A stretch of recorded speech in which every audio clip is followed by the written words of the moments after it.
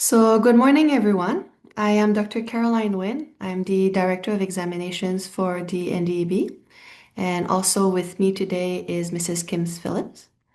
So thank you for joining us this morning for our virtual OSCE information session. Following the presentation, there will be a question and answer period, so please use the question and answer feature to enter your questions during the presentation.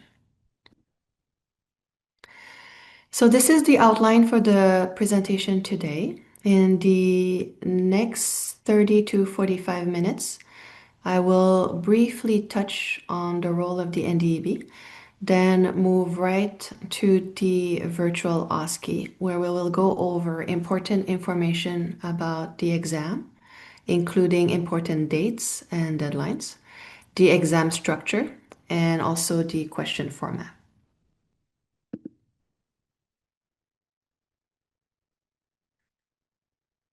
So the NDEB was created by an act of parliament with a mandate to establish a single national standard for general dentists in Canada. We do this through an examination that assesses the knowledge, skills, and abilities of dentists looking to obtain licensure in Canada. The NDEB works in collaboration with the dental schools, the Commission on Dental Accreditation of Canada, and the dental regulatory authorities to support quality dental care in Canada. The virtual OSCE is the national standard of competence and the NDEB certification exam. You might have heard that in the past there was a written and OSCE component to the certification exam. These exams have now been replaced. Since 2023, candidates have to pass the virtual OSCE to obtain certification and be eligible for a license to practice dentistry in Canada. There are multiple groups of people who are eligible to take the virtual OSCE. The first group consists of students that have graduated from an accredited dental program within the last 5 years, or students that are currently enrolled in an accredited dental program that will be within 4 months of graduation at the time of the examination. This group includes students that are in Canadian dental schools, but also students from internationally accredited programs, mostly in the US, Australia, New Zealand, and Ireland, with also some other specific school in some other countries. The second group includes students that have completed or are within 4 months of completing a degree completion program in Canada or in the US. And the last group is candidates who have completed the NDEB equivalency process and passed the AFK, the ACJ, and the NDEC exams.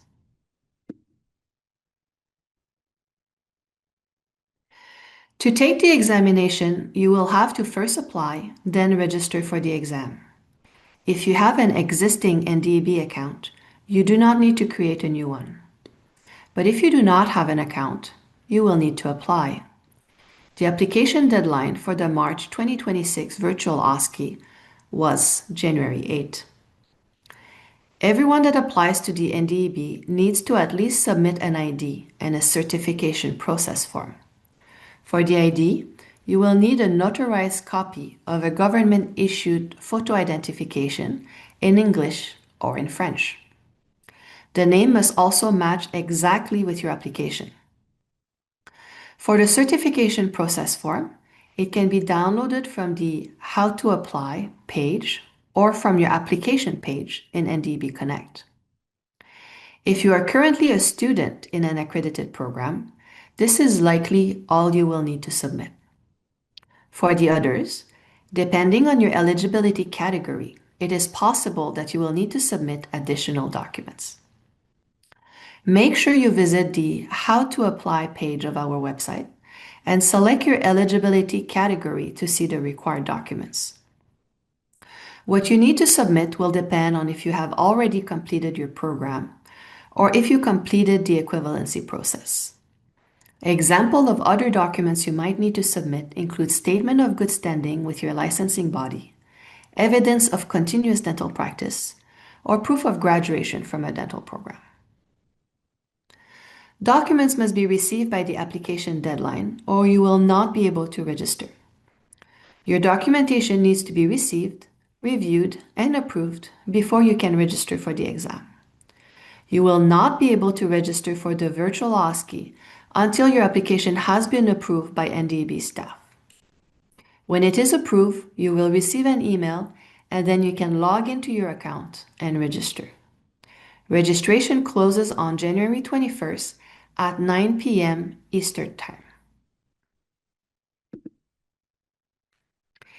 The virtual OSCE is offered 3 times a year in March, in May, and in November. For this coming year, the March exam will take place March 15, 2026. It will be delivered in Canadian cities where there is a dental school, as well as in Ottawa, Buffalo, New York, and in Ireland. The exam will also be administered in May 27, 2026 and November 23, 2026. The May and November exams have relatively smaller cohorts and will use prometric centers in Canada and the US. We also offer the virtual OSCE in Australia in November only. Now let's talk about how to prepare for the virtual OSCE. The virtual OSCE is a summative examination that assesses the problem-solving and critical decision-making skills required of beginning dental practitioners in Canada. The examination consists of 200 questions in a single day. There will be 50 single-answer multiple-choice questions and 150 case-based questions of various types. The exam is delivered in 2 parts with a mandatory break in between. The exam is delivered on laptops or on desktop computers, depending on the test center. This is the 2026 virtual OSCE blueprint. You can find it in the virtual OSCE protocol. This blueprint shows you the approximate percentage of questions per category. Each category will contain questions pertaining to diagnosis, treatment planning, and management, which also includes pharmacology, therapeutics, and patients of all demographics. Similarly, radiology and dental anesthesia will also be evaluated throughout various blueprint categories. The exam can also contain questions about assessing the scientific literature, health promotion, and professionalism. If you look at the blueprint categories, we can also compare their weight. For example, if we compare orthodontics with 6% of questions and operative with 16% of questions, this will mean that operative dentistry will have a lot more questions than in orthodontics.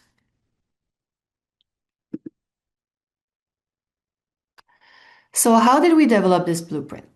This blueprint is based on the knowledge, skill, and abilities for a beginning dental practitioner in Canada. There are competencies that have been identified as necessary for a dentist. From these competencies, a practice analysis survey was sent to Canadian dentists across the country, asking them how frequently they needed to perform each of these competencies and how important each of them was. As a general rule, we looked at which competencies were more often used by dental practitioners in their practice and assigned more weight to the corresponding blueprint category accordingly. These KSAs also align with the Association of Canadian Faculty of Dentistry competencies. It is important to note that the questions in the virtual OSCE are written by academic staff across all faculties of dentistry in Canada. Most of the academics are dental specialists and content experts in their respective fields. However, the final selection of the question is made by general dentists. The exam is designed for general dentists, and therefore the information and content should be relevant to a general dentist. Here are a few things to help you prepare for the virtual OSCE. First, we have the virtual OSCE protocol. This document contains everything you need to know to prepare for the exam, including what you can and cannot bring. It also includes regulations and important definitions for your exam. Next, we have the orientation video that will walk you through how the exam platform works. At the end of the video, you'll have an opportunity to try out the platform. This will help with any exam questions you might have, such as how do you submit your exam at the end of the exam? Or how do you know your questions are being saved throughout the exam? We also have the frameworks that are available online. We are going to dive deeper into the frameworks later in the presentation. But for now, you should know that the frameworks are all posted on the website in the exam resource section. Some other resources you may find helpful in your preparation are the list of reference texts commonly used in Canadian faculties of dentistry, the KSA document, and a sample of the grading for multi-answer, multiple choice style of questions. I will now go through the questions format for the exam. As mentioned before, we have standard single answer multiple choice question, and we also have case-based questions. The case-based questions can be either single answer multiple choice questions, multi-answer multiple choice questions, or short answer questions in the form of prescriptions. So starting with the most simple format, the single answer multiple choice question. This is the type of question that most people are used to in school and university. You have an example of this on your screen. Which of the following cells participate in clot formation? And you should select a single correct answer here, which would be platelets. You should not leave any single answer multiple choice question without an answer, as there is no penalty on this type of question. The minimum number of points you can get for a question is 0. The case-based questions are a little bit more complicated, so we will spend a little longer on these this morning. These questions use the NDEB release frameworks, which I am going to describe a little further in the presentation. All the case-based questions use some sort of media, either a vignette or a case history table. They can also have one or multiple radiographs and/or photographs. They can also include charts, whether a periodontal chart, an endodontic chart, or an orthodontic chart. They can also include diagrams. A question can contain multiple of these medias at a time. If we use a case history table, it will be in the format that you see on the screen. Please refer to the protocol to get more information and see how we populate the various boxes of the history table.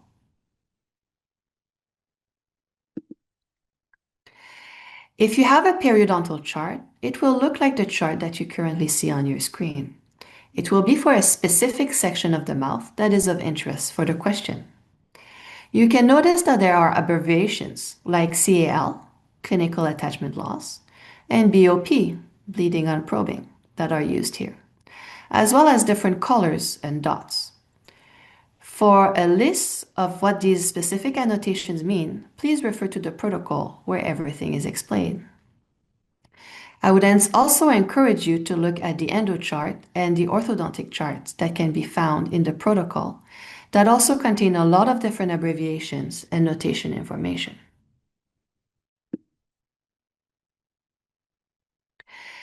The NDEB frameworks are used to build the case-based questions on the virtual OSCE.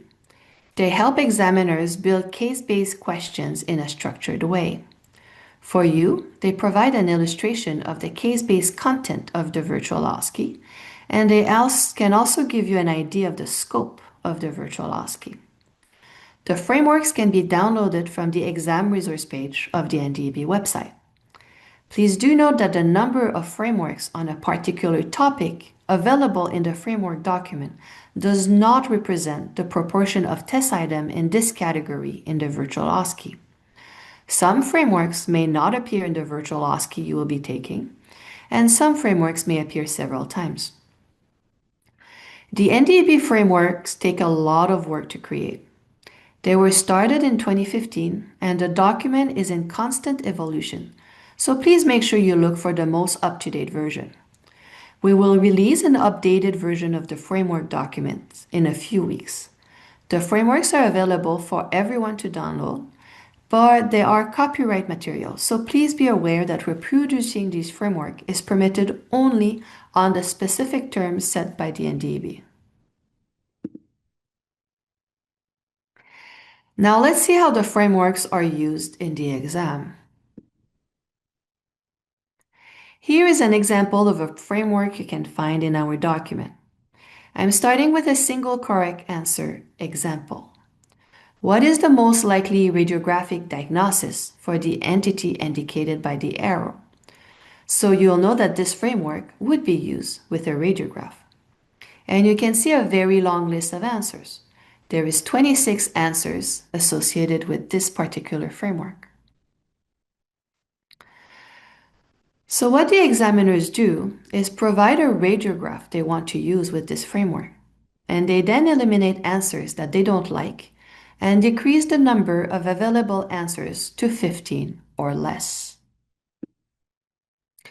So on the exam, your question will look more like this. You will have the radiograph and a question. So what is the most likely radiographic diagnosis for the entity indicated by the arrow? And you see a shorter list of possible answers. And if you answered maxillary sinus, you would get 1 mark for this question. Now let's go to a more complex type of question. This is still a case-based multiple choice question, but you have one or more correct answer. So you have another radiograph here, and the question is, what observations can be made when evaluating tooth 4-4? And we have 6 answer choices. So when looking at tooth 4-4, you have to determine what could be the correct answers. There could only be one, or there could be multiples. So in this particular case, the examiners assess that tooth 4-4 has an inadequate length of root canal filling, inadequate compaction of the root canal filling, and an untreated canal. There are 3 correct answers, and each correct answer is worth 1/3 of the mark. If you answer all 3 correctly, without selecting any incorrect answers, you will receive the maximum mark for the question. If you answer only some of the correct answers without selecting any incorrect answers, you will receive a partial mark. However, if you select any of the incorrect answers, you will lose your entire mark for the question. As you can see on the screen, incorrect answers are worth -1 point. But note that the minimum mark you can achieve for each question is 0. Therefore, you should select at least 1 correct answer for each question on your exam. But if you are unsure about additional answers, be aware that you risk losing all the marks for a given question if you select even 1 incorrect answer. Another example of select 1 or more correct answers is something like this. There is radiographic evidence of caries on, ...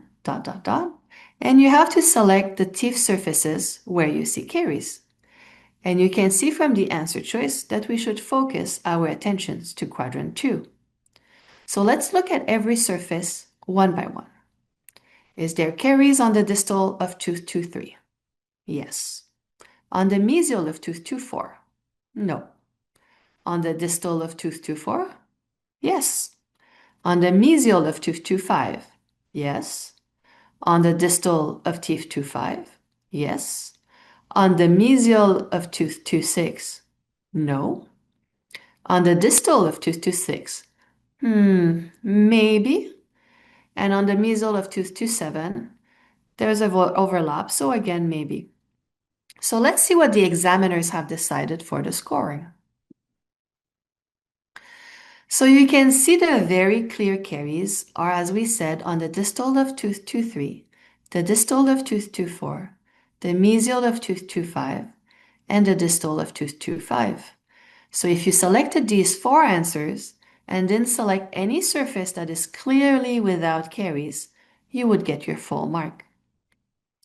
If you selected any of the surfaces where there was overlap, like the distal of tooth 2-6 and the mesial of tooth 2-7, you can see you will not get any point, but you also wouldn't be penalized for selecting them, as the given mark for those two answers is 0.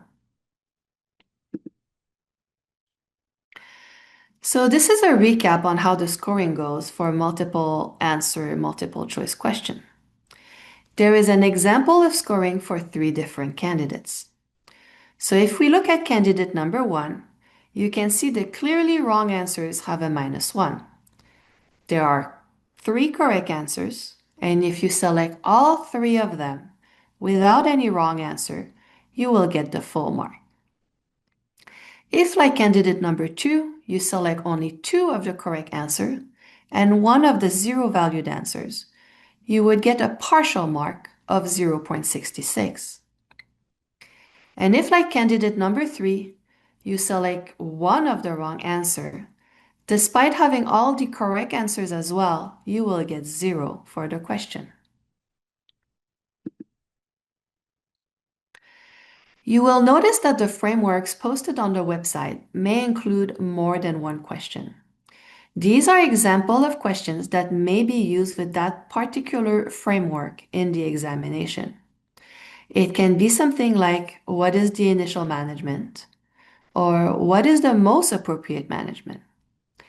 And I strongly encourage you to review the protocol, as it includes definitions of certain terms used in our questions, such as what does initial management mean? The final type of questions we have on the virtual OSCE is the prescription. We have 2 types of prescription. The first type is 2 boxes, a big box where you should type your prescription, and a smaller box for the repeats.